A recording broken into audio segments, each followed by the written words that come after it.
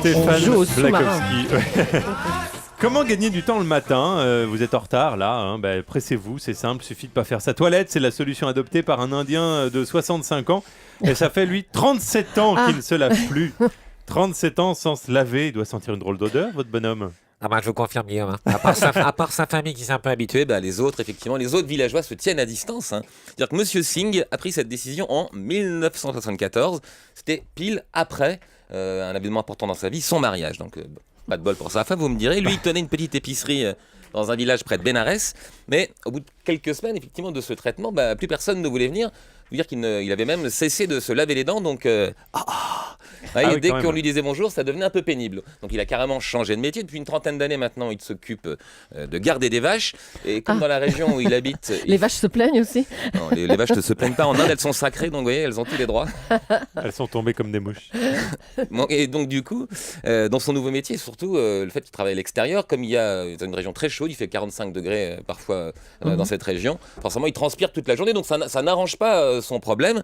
Et il refuse toujours pourtant de prendre à main. Alors pourquoi cette décision?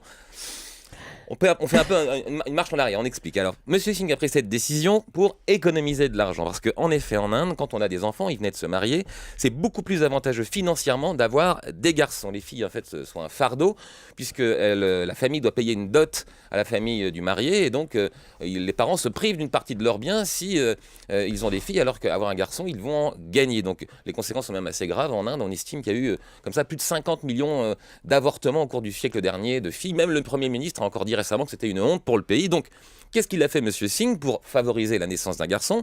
Il a été consulté, comme on fait en Inde, non pas son psy, mais son gourou, son maître spirituel, qui donc lui a dit, pour te mettre les dieux dans la poche, c'est simple, tu fais un vœu et tu t'y tiens. Et le vœu de Monsieur Singh, ça a donc été de ne pas se laver, et il s'y tient. Donc, le résultat, d'ailleurs, est super probant, puisque depuis 1974, il a eu 7 enfants, et devinez quoi? 7 filles. Non. Voyez, ça marche, c'est très efficace. Mais malgré tout, voilà, il se tient à ce vœu et il a décidé qu'il ne se laverait pas tant qu'il n'aurait pas un garçon. Alors, il faut dire que pour se purifier, son gourou lui a conseillé une autre méthode, c'est le bain de feu. Il s'agit de se mettre debout sur un pied le soir près du feu en fumant de la marijuana. Et donc, ça vous purifie intérieurement.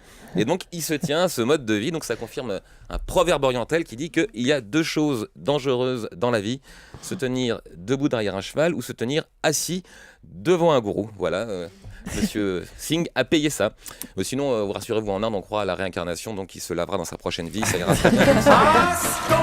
Réincarné en brosse à dents, ça sera pas mal. En gel douche.